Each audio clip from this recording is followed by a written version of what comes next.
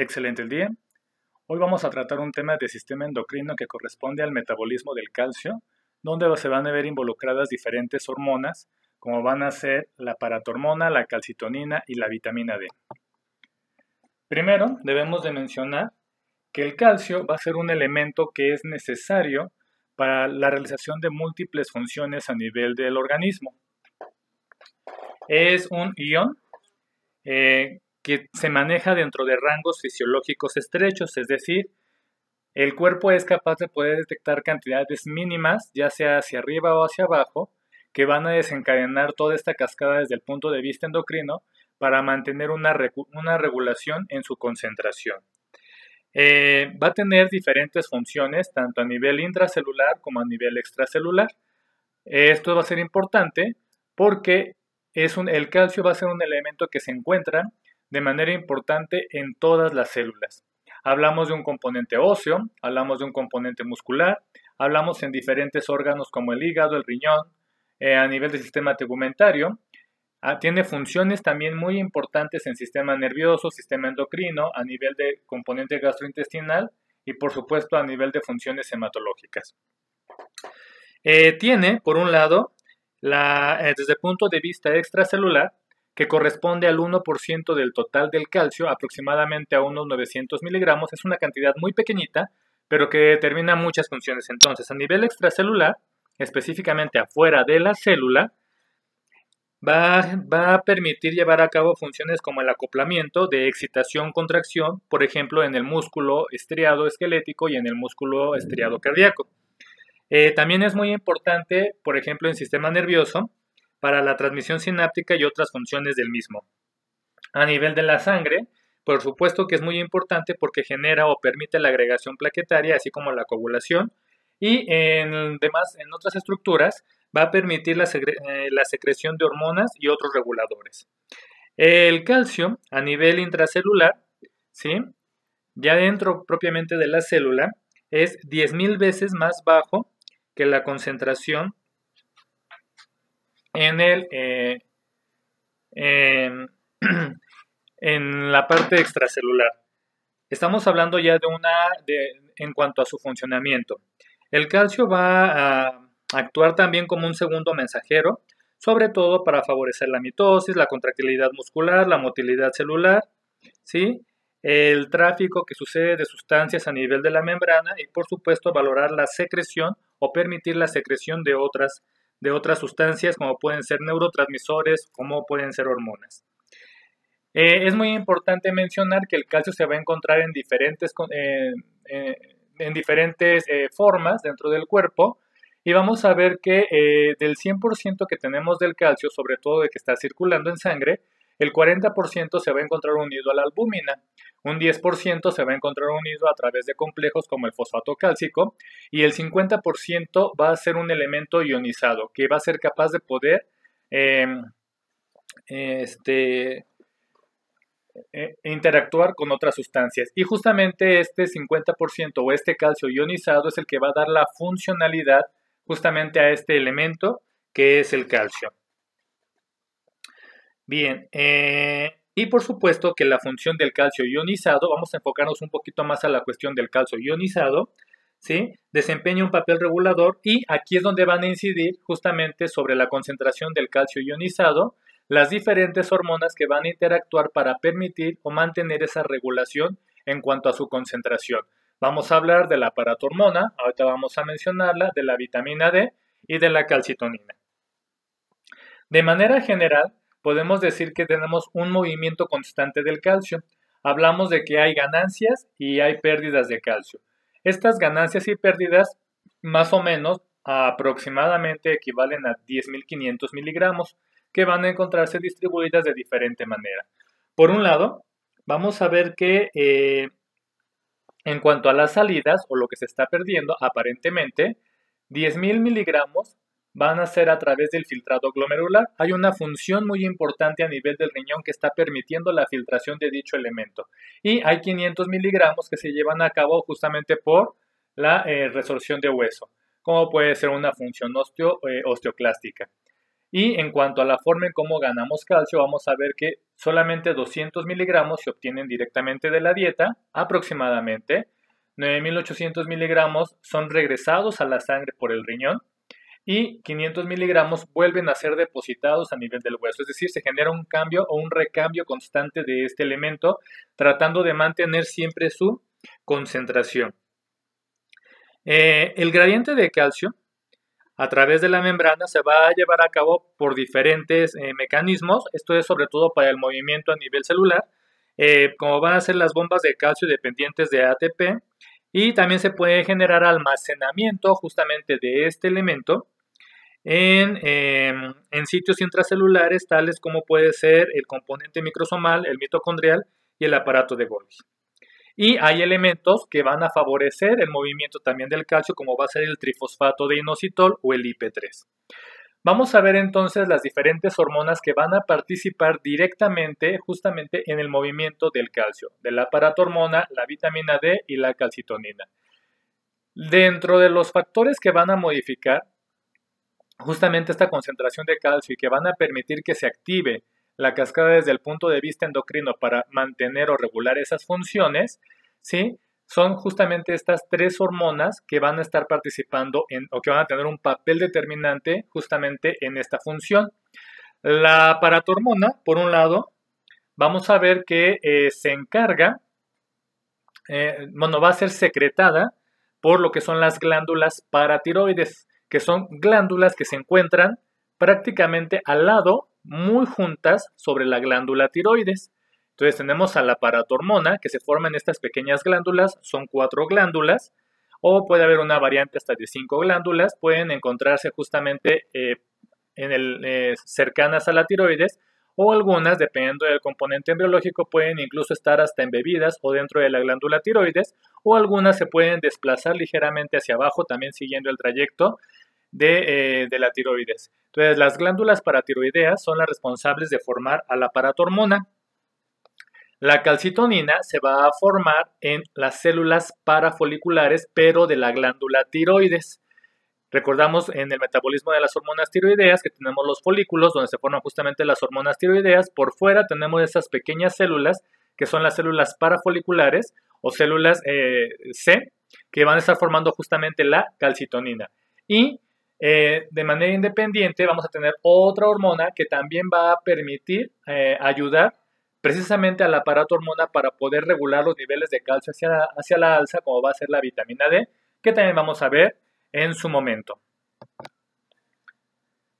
Bien, ¿qué pasa vamos a ver cada una de las diferentes hormonas? Primero, la paratormona. La paratormona es, ya lo dijimos, segregada por las glándulas paratiroideas. En total hay 4 glándulas paratiroideas de 40 miligramos cada una. En cuanto a su origen de las glándulas paratiroideas, vamos a ver que se encuentran en la tercera y cuarta bolsas branquiales. Y al igual que todas las glándulas van a tener células y aquí abundan lo que son las células principales, que van a ser las células predominantes y las secretoras justamente de la paratormona. Bien, la función principal de la paratormona va a ser elevar los niveles de calcio a nivel de la sangre. Cuando se genera una caída del calcio o una hipocalcemia, la paratormona va a empezar a activar diferentes mecanismos para obtener calcio y volver a subir los niveles justamente de este elemento a nivel de la sangre. Entonces, la secreción de la paratormona va a estar bajo control estrecho por la concentración de calcio sérico ionizado, que es justamente mantener la concentración de este elemento. Y bueno, para poder detectar justamente esta concentración de calcio, la glándula paratiroides va a tener unos receptores de superficie de calcio que son altamente sensibles para determinar justamente esos cambios mínimos, estrechos, importantes en la concentración de este elemento. Estos receptores de superficie de calcio no solamente se van a encontrar en la paratormona, sino también van a ser los mismos receptores sobre los cuales va a actuar la calcitonina y parte de la vitamina D.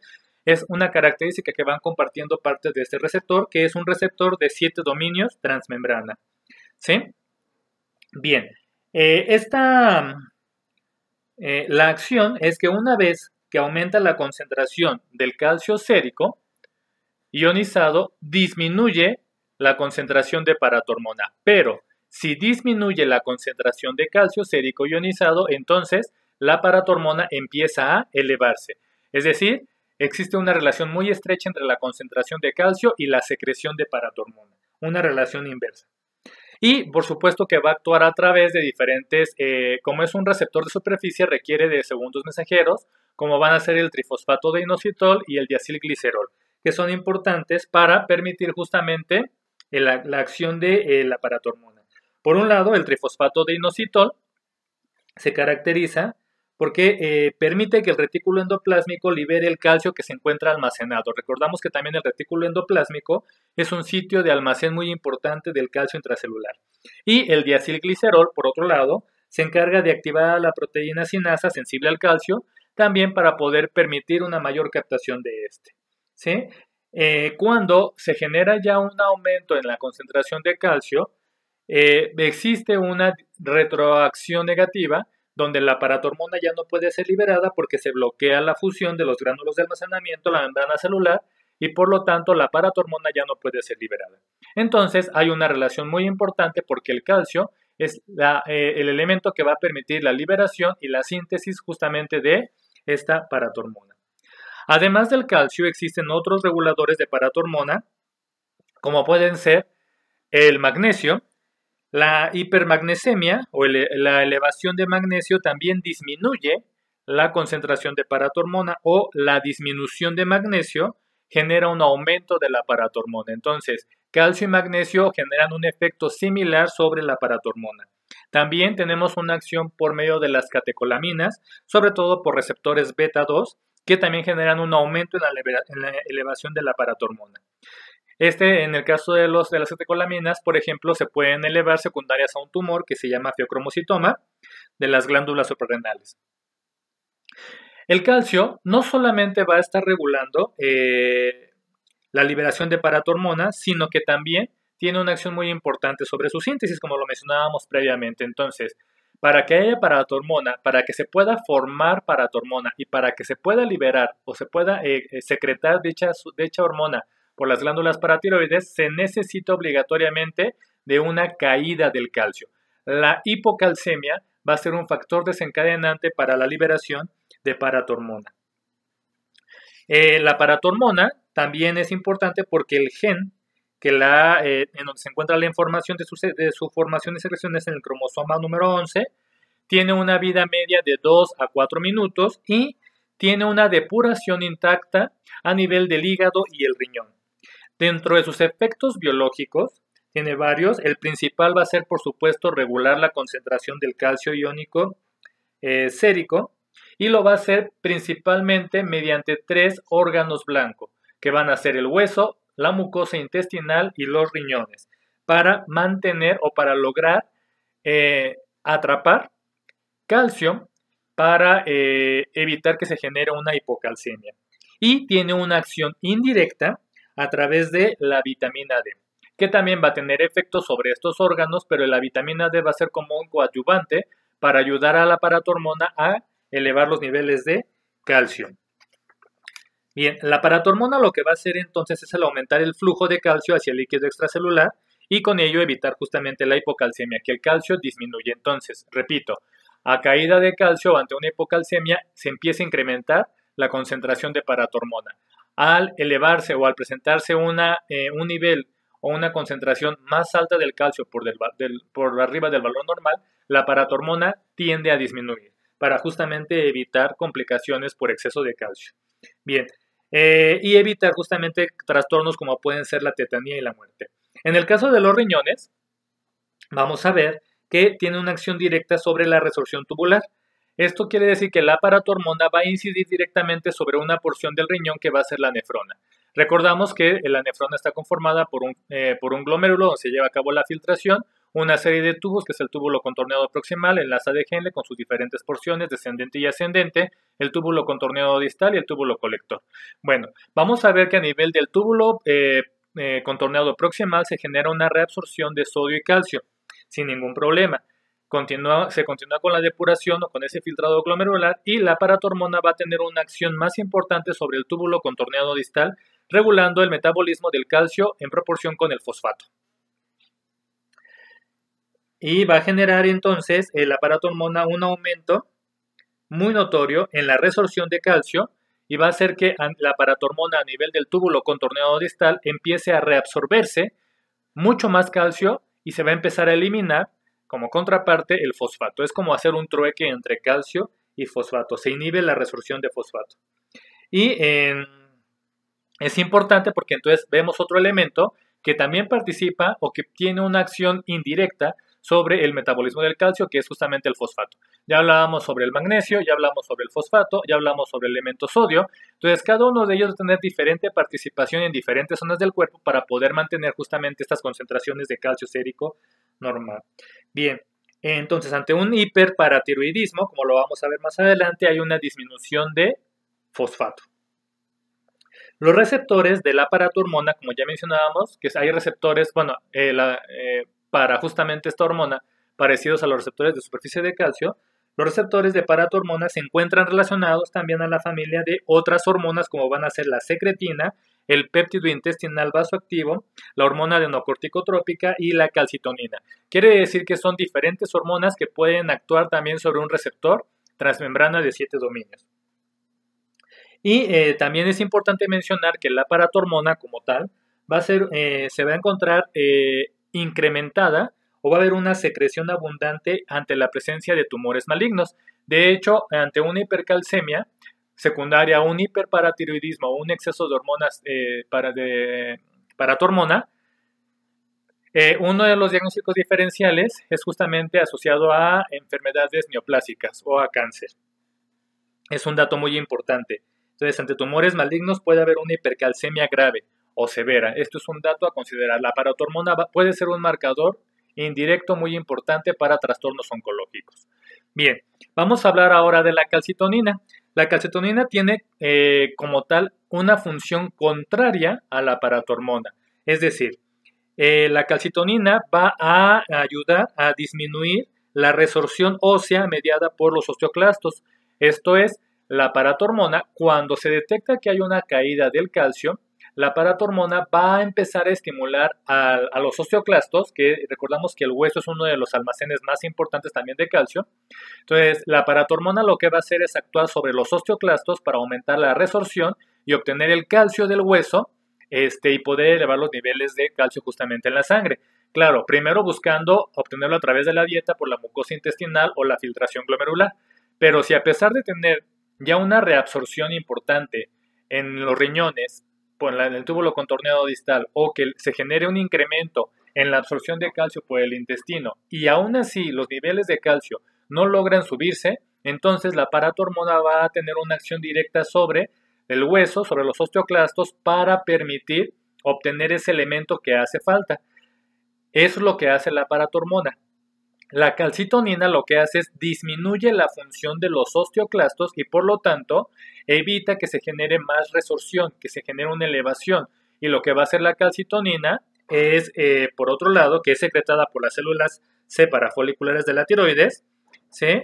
Va a evitar justamente ese aumento en el metabolismo óseo para disminuir la concentración o para evitar que la concentración de calcio se dispare. Entonces disminuye la resorción ósea y tiene los sitios o el receptor van a pertenecer a la misma familia que el péptido relacionado con el gen de la calcitonina, con el péptido estimulante del receptor de calcitonina, con otras sustancias como la adrenomodulina y la amilina. Dentro de lo que es la función o el metabolismo del calcio, la calcitonina no tiene un papel tan fundamental o tan importante porque lo que hace solamente es evitar la resorción ósea.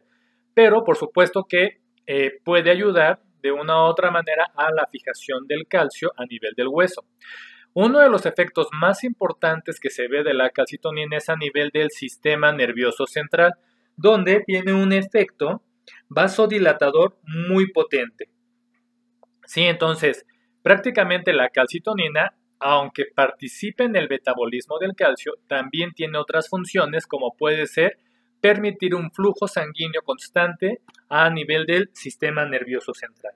También la calcitonina modifica la morfología del osteoclasto, como lo dijimos, justamente para evitar su activación y se pueda generar mayor fijación de calcio en hueso. Y también se inhibe la resorción de fosfato y favorece la excreción de fosfato por el riñón. Esto es muy importante porque volvemos al elemento o la relación que existe entre calcio y fosfato.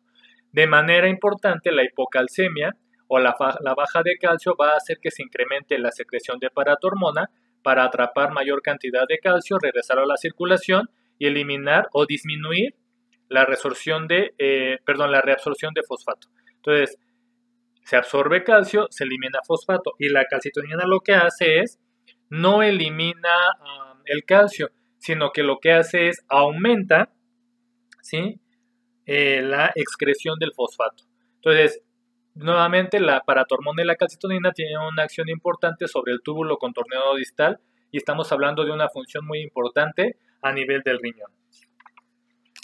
Vamos a hablar ahora de la vitamina D. La vitamina D también es llamada calciferol, se refiere a dos secuesteroides que son la vitamina D2 y la vitamina D3. Aquí están. Y D2 es el ergocalciferol y el D3 es el colecalciferol. Estas hormonas son de estas dos, la D2 o la vitamina D2 va a ser la principal forma de vitamina D disponible desde el punto de vista farmacéutico. Y la vitamina D3 o el colecalciferol se forma principalmente a nivel de la piel. Entonces, D3 es de manera endógena y D2 puede ser obtenido de manera exógena.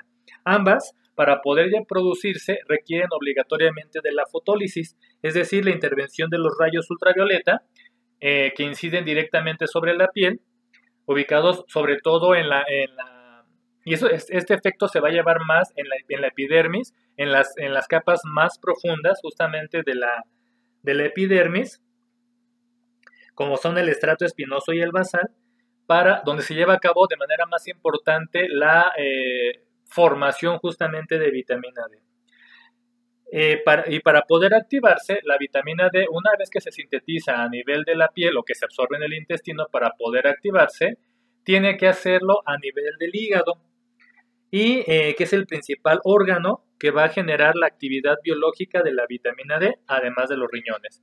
Entonces tenemos otros órganos que son importantes. Por un lado, se forma en la piel o se sintetiza en la piel, si es D3. D2 se absorbe principalmente por la mucosa intestinal y ambos tienen que ser metabolizados o activados a nivel del hígado y el riñón, pero principalmente por el hígado. Una vez que se sintetiza, sobre todo a nivel de la piel, hay una absorción muy rápida por la sangre y tenemos la proteína fijadora de vitamina D o la DBP. ¿Sí? Y la vitamina D también se puede obtener de la dieta o a través de la absorción intestinal. Aquí es muy importante, en el caso de los intestinos, en el nivel de la mucosa intestinal, la acción de las sales biliares. Esto es muy importante porque la vitamina D, por sus características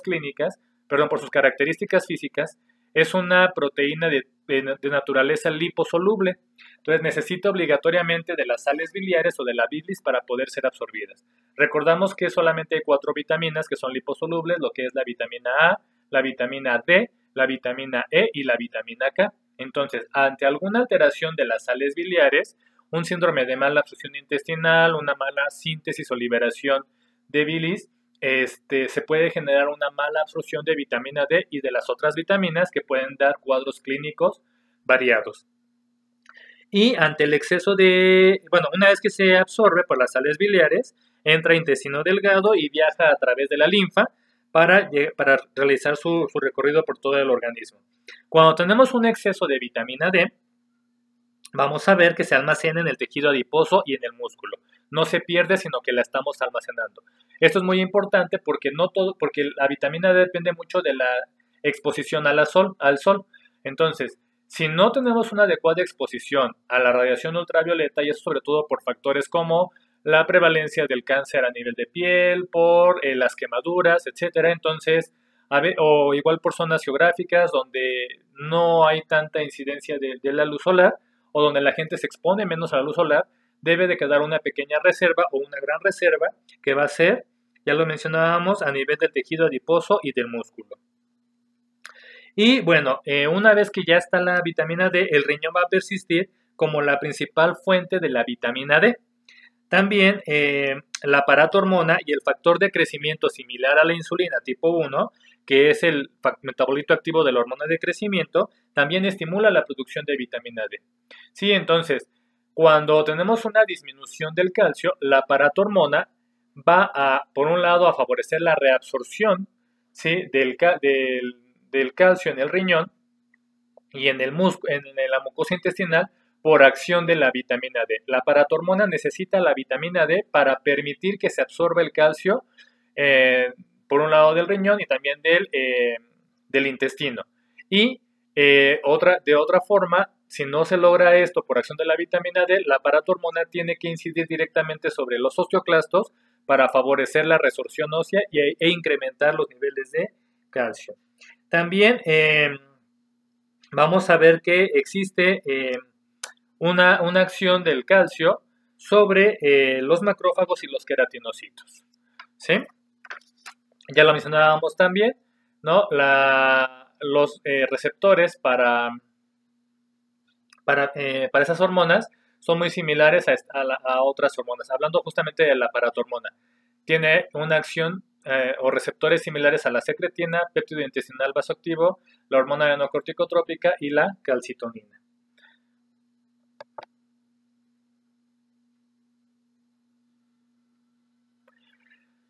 Ahora, mencionábamos que existe una relación muy estrecha entre la paratormona y la vitamina D, sin embargo también la vitamina D tiene otras acciones muy importantes dentro del organismo. Por un lado, dentro de las funciones que tiene la vitamina D es regular la homeostasis entre el calcio y el fosfato junto con la paratormona. Entonces, muy importante para la regulación de calcio y fósforo en cuanto a su concentración. Estos van muy de la mano. Y por supuesto que esta acción tiene que ver también sobre órganos como el intestino, los riñones y el hueso, al igual que la paratormona. Cuando hay una deficiencia de vitamina D, se pueden manifestar alteraciones justamente por una falta de calcio. Si no se obtiene ese calcio de la dieta, en un inicio puede que no pase nada o ese calcio no se recupera del filtrado glomerular. Puede ser que al inicio no pase nada porque tenemos, repito, un almacén muy importante que es el hueso. Por lo tanto, va a haber alteraciones a nivel ósea, como pueden ser el raquitismo o la osteomalacia. Y la vitamina D se caracteriza porque es una hormona que participa directamente sobre un receptor nuclear. Para que se lleve a cabo el transporte del calcio por acción de la vitamina D, eso me faltaba en esta parte, vamos a ver que existen primero 3 pasos. Uno, que es justamente en el borde en cepillo del enterocito, esta sería la luz intestinal, aquí viene el calcio, entonces tiene que haber un paso a nivel del borde en cepillo, después el calcio es atrapado dentro de la célula del enterocito, ¿sí? Pasa por el citosol del enterocito y después sale a través de la membrana basal o membrana vasolateral para poder ser incorporado directamente hacia la circulación general. Y va a haber acción de otras sustancias como la calmodulina, que va a permitir justamente o va a favorecer la presencia del canal transportador de calcio en el borde en cepillo. Bien, ¿qué va a pasar con la vitamina D en los diferentes órganos? Por un lado, a nivel del hueso, vamos a ver que la vitamina D se encarga de la regulación en la formación y resorción de hueso. Esto va a ser incrementando el número de osteoclastos. Pero para que los osteoclastos se puedan incrementar, se necesita una actividad mediada por los osteoblastos. Por lo tanto, la vitamina D sí tiene una acción muy importante sobre células óseas, que son justamente los osteoclastos y los osteoblastos, para poder generar un aumento en la concentración de calcio.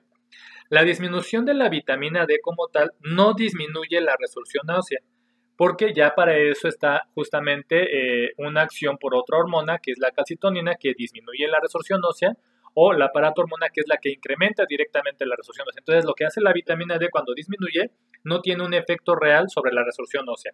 También la vitamina D favorece la diferenciación de los osteoblastos. Por lo tanto, la vitamina D lo que va a condicionar es, por un lado, al incrementar la activación de los osteoclastos es la resorción, pero al favorecer también la diferenciación de los osteoblastos, permite la captación del calcio por el hueso, por lo tanto ayuda a que el calcio se fije a nivel del hueso. También la vitamina D como tal, a generar esta diferenciación de los osteoblastos, va a favorecer que se incremente la producción de la matriz y su mineralización, de la matriz ósea, y justamente su mineralización por la captación de calcio. Va a estimular la producción de colágena o de colágeno y la actividad de la fosfatasa alcalina, sobre todo en los osteoblastos jóvenes, mientras que a nivel de los osteoblastos maduros va a estimular la producción de osteocalcina. De una u otra manera, todo nos lleva hacia la síntesis de matriz ósea, justamente y su mineralización. A nivel de los riñones no tiene una acción tan importante, la acción más importante sobre todo por la paratormona. En otros tejidos vamos a ver que la vitamina D puede ser sintetizada también, quiere decir que hay un gran sitio o partes del organismo que son capaces de poder producir su propia vitamina D, como puede ser el sistema hematopoyético, el sistema inmunológico, el músculo liso, estriado esquelético, estriado cardíaco, órganos como el cerebro, como el hígado, las mamas, el endotelio, pueden ser sitios también de síntesis de vitamina D. En la piel, ni qué decir, encontramos que puede ser sintetizada por queratinocitos, por melanocitos y por fibroblastos. También puede ser sintetizada en diferentes glándulas del sistema endocrino, como van a ser la hipófisis, la paratiroides, las células beta del páncreas, la corteza y la médula suprarrenal. Vamos a ver que también se puede producir por la tiroides y por los ovarios y los testículos o las gónadas. De una u otra manera, la vitamina D tiene múltiples funciones, además de su acción sobre el metabolismo del calcio. Estimula, por un lado, la secreción de insulina en el páncreas y también estimula la producción de prolactina en la hipófisis. Va a bloquear o va a disminuir la secreción de paratormona por la paratiroides. También disminuye la secreción de renina en los riñones y disminuye la secreción de péptido natriurético auricular. Por lo tanto, tiende a generar disminución en la presión arterial. Ya lo dijimos. En este caso, porque el calcio va a tener una acción muy importante sobre músculo. Tiene una acción muy parecida a la calcitonina, de hecho, porque vamos a ver que este es vasodilatador y lo que estamos mencionando aquí es justamente una vasodilatación o mecanismos secundarios a una vasodilatación. A nivel del sistema inmunológico, lo que vamos a encontrar es que va a inducir, por ejemplo, a la catelicidina, que es un antimicrobiano, un péptido antimicrobiano. También va a suprimir la respuesta inmunitaria adaptativa, por lo tanto tiene una acción directa sobre linfocitos T. Va a bloquear la maduración de las células dendríticas y bloquea la diferenciación de los linfocitos T. Es decir, genera una inmunosupresión desde el punto de vista adaptativo por una acción directa sobre linfocitos T y también sobre células dendríticas. Va a modular también de manera importante la contractilidad miocárdica y el tono vascular. Y, muy importante, la vitamina D también tiene una acción directa sobre la proliferación celular. Esto va a ser sobre células normales y sobre células anormales. Por un lado, disminuye la producción desde el punto de vista normal de células como los queratinocitos, los fibroblastos, los linfocitos y los timocitos. Eso lo hace de manera normal. Pero también es muy importante porque disminuye o evita la proliferación de células anormales, como son las células de origen mamario, las células esqueléticas, las células a nivel intestinal, linfático y mieloide. Es decir, puede ser un protector o va a regular de manera importante la proliferación de células que puedan llegar a ser dañinas o que incluso puedan llegar a ser oncológicas. Aquellas células que escapan o que quisieran escapar al proceso de la apoptosis.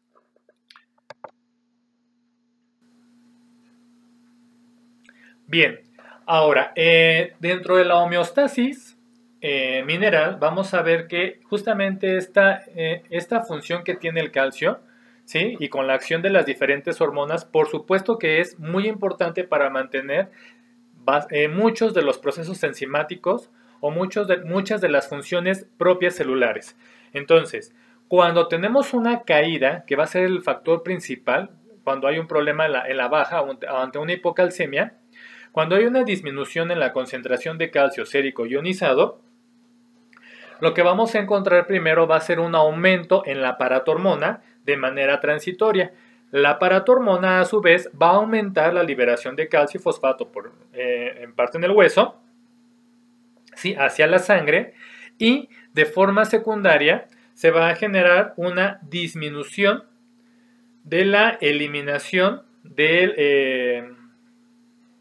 una disminución en la eliminación del calcio, o se incrementa su retención, y se va a incrementar la eliminación del fosfato en la orina. Es decir, la paratormona va a generar mecanismos a través de la regulación entre calcio y fosfato para elevar justamente los niveles de calcio. Entonces, la paratormona va a hacer que por acción sobre el hueso se eleven las concentraciones de calcio en sangre y al mismo tiempo se está elevando el fosfato.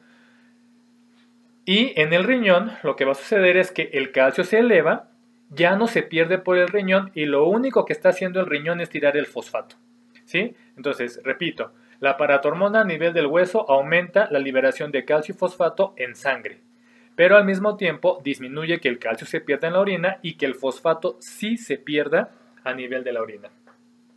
Se va a generar también un aumento en la síntesis de vitamina D para contribuir o para favorecer justamente la retención y la absorción de calcio a nivel renal y a nivel intestinal.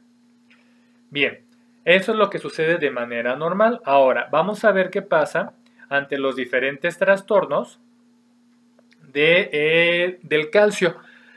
Normalmente, aquí al hablar de metabolismo del calcio nos estamos enfocando un poquito más a la cuestión de la paratormona, que es la principal hormona que va a actuar ante una caída de los niveles o de la concentración del calcio. Entonces, vamos a tener que normalmente o de manera patológica una elevación del calcio se va a presentar secundaria a un aumento de la paratormona. Es decir, al aumentar la paratormona de forma secundaria y principal también se incrementa la concentración de calcio en la sangre. Entonces, podemos llegar a tener diferentes datos que nos indiquen que hay un exceso de calcio, que vamos a mencionar ahorita. Bien, ¿cuáles son los mecanismos del calcio? ¿Cómo es que el calcio va a estar actuando? ¿Y cómo se mantiene? Bien, entonces, por un lado vamos a ver que los mecanismos para mantener la concentración del calcio van a ser un aumento en la resorción ósea o en la destrucción del hueso mediante una activación de los osteoclastos, ¿sí? Para liberar ese calcio atrapado en el hueso junto con el fosfato. Entonces, primero tenemos un aumento en la resorción ósea, pero también nos ayudamos del aumento en la absorción de los intestinos y disminuyendo la eliminación del calcio en el riñón. Pero el elemento o la característica más común de todos los trastornos que presentan hipercalcemia es el aumento en la resorción ósea. Entonces, cuando estemos ante un trastorno donde hay una hipercalcemia, que puede ser secundario a un aumento de la paratormona que no es frenada por la concentración de calcio y se sigue formando más paratormona que sigue generando mayor liberación de calcio, entonces el dato principal va a ser la resorción ósea. Bien, y cuando de manera fisiológica cae la paratormona, también disminuye la resorción ósea, disminuye la producción renal de vitamina D, disminuye la absorción intestinal y se empieza a perder calcio por la orina, que sería todo lo contrario a lo que estamos mencionando aquí. Entonces, la paratormona tiene una función muy importante para elevar. Y ante diferentes patologías o diferentes enfermedades, vamos a ver que un aumento en la producción de paratormona se va a manifestar por un exceso en la concentración de calcio en sangre, y esto va a ser en todos los trastornos de manera común por un aumento en la resorción ósea o en la destrucción del hueso. ¿Qué va a pasar? Cuando hay un aumento en la concentración del calcio, se van a generar diferentes adaptaciones por parte del organismo. Por un lado, se va a alterar el filtrado glomerular y esto va a hacer entonces que disminuya la capacidad de concentración urinaria. Se está reteniendo calcio. Se va a generar cambios gastrointestinales como son la presencia de la náusea y el vómito. También se van a generar alteraciones del estado mental y esto nos va a generar falta de acceso a los líquidos. Estas condiciones nos van a llevar a un estado de deshidratación y esta deshidratación se puede manifestar a través de una azotemia renal. Hay un exceso de azoados, de urea y de creatinina. También es importante mencionar que cuando aumenta justamente el calcio, se puede generar un aumento también de depósitos de fosfato de calcio en los tejidos blandos. Son muchas las alteraciones que se pueden manifestar por un exceso de calcio. Por un lado, y esto es secundario sobre todo a un hiperparatiroidismo primario. Cuando tengamos un exceso de calcio, entonces debemos de pensar que puede ser por un aumento en la secreción y en la concentración de paratormona que tiene una acción mucho más marcada en ese momento sobre el hueso. Cuando tenemos un hiperparatiroidismo primario, el 80% de las veces se presenta por un adenoma único, por un tumor a nivel de una glándula paratiroides, y un 10 o un 15% se pueden presentar por una hiperplasia paratiroidea. Es decir, no hay un tumor, solamente las células crecieron, se multiplicaron sin ser como tal un tumor específico, y cuando tengamos esto tenemos que pensar o tenemos que descartar que no esté asociado a AMEN o a las neoplasias endócrinas múltiples. Y, muy importante, repito, cuando tengamos alteraciones por un hiperparatiroidismo y una hipercalcemia, debemos de pensar también en un problema oncológico. Manifestaciones por este exceso de calcio pueden ser múltiples.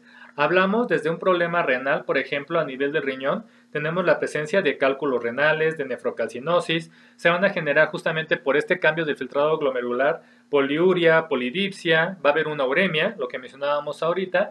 A nivel del hueso se puede generar un aumento de la resorción superióstica, puede haber osteoclastomas, quistes óseos, osteoporosis que se puede ver a través de radiografías, y puede presentarse reblandecimiento de hueso o una falta de mineralización como puede ser la osteomalacia y el raquitismo, y también por justamente ese aumento o ese incremento en la resorción ósea se puede generar artritis. A nivel digestivo, a nivel gastrointestinal, podemos encontrar datos como estreñimiento, indigestión, náusea, vómito, úlcera péptica y también pancreatitis. Y a nivel del sistema nervioso central y neuromuscular podemos encontrar letargo, fatiga, depresión, disminución de la memoria. Se puede asociar a psicosis, a paranoia, estados de paranoia, neurosis, confusión, estupor y coma. Y en el componente muscular podemos encontrar debilidad muscular proximal con aumento de la tensión arterial y se puede o no asociar también, por ejemplo, a prurito o a picazón. Bien, cuando tenemos ya estas enfermedades o cuando se manifiestan estas enfermedades, ¿sí?, dijimos que tenemos que pensar en un adenoma único o puede ser secundario a una hiperplasia que puede estar asociada a una neoplasia endocrina múltiple, endocrina múltiple. Y lo que hace el riñón de una u otra manera ante este hiperparatiroidismo, la alternativa que tiene es a través del riñón empezar a eliminar el calcio.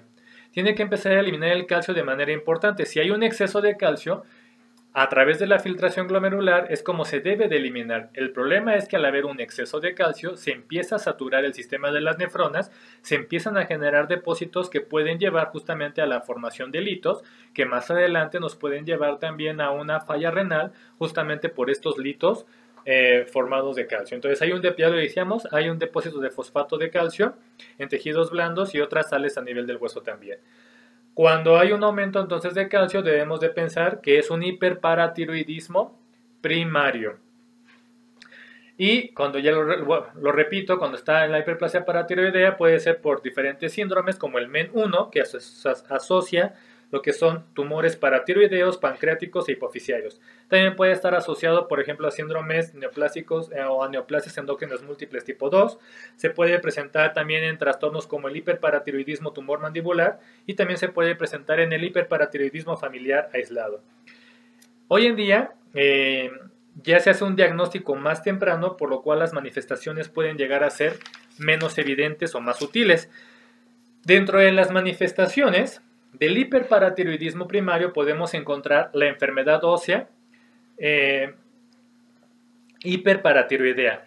Y aquí lo que vamos a encontrar va a ser una osteitis fibrosa quística, que se caracteriza por la presencia de dolor óseo y fracturas patológicas. Esto lo que va o se condiciona porque hay un aumento también de la fosfatasa alcalina, que nos habla de que existe un incremento en el recambio óseo, hay un aumento en el número de los osteoclastos, por lo tanto se genera mayor destrucción justamente del hueso, y esto va a condicionar fibrosis de la médula ósea. Y muy característico, a nivel de las radiografías, se puede observar una resorción subperióstica específicamente del hueso cortical. Son datos clínicos característicos sobre las corticales de los huesos. También se puede asociar se va a generar por supuesto una osteoporosis que también es preferentemente del hueso cortical, a diferencia de otros trastornos secundarios a la osteoporosis, como puede ser, se me ocurre, un síndrome climatérico. Entonces, muy importante porque afecta mucho más la región cortical específicamente. También se puede generar por ese hiperparatiroidismo una enfermedad renal hiperparatiroidea, donde por lo que se caracteriza es por la presencia de cálculos de oxalato de calcio, y en pocos pacientes se llega a demostrar este hiperparatiroidismo primario. Al disminuir el filtrado glomerular, o más bien se mejora cuando se hace cirugía de la paratiroides, que es dentro de los tratamientos más específicos. Entonces, hay características inespecíficas, ya lo mencionábamos, del hiperparatiroidismo primario, cuando hay una elevación de forma secundaria del calcio por ese exceso de paratormona, donde hablábamos de trastornos como la psicosis, el letargo, fatiga, depresión, falta de concentración, cambios de personalidad, debilidad muscular.